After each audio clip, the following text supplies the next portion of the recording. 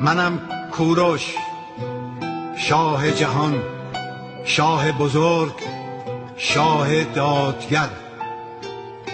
اعلام میکنم تا روزی که زنده هستم دین، آیین و رسوم ملت‌هایی را که من پادشاه آنها هستم محترم خواهم شمرد.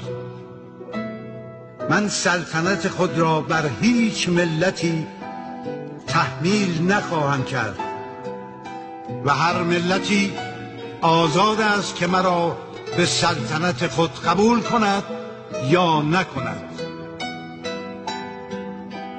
و هرگاه نخواهد مرا پادشاه خود بداند، من برای فرمان روایی بر آن ملت مبادرت به جنگ نخواهم کرد.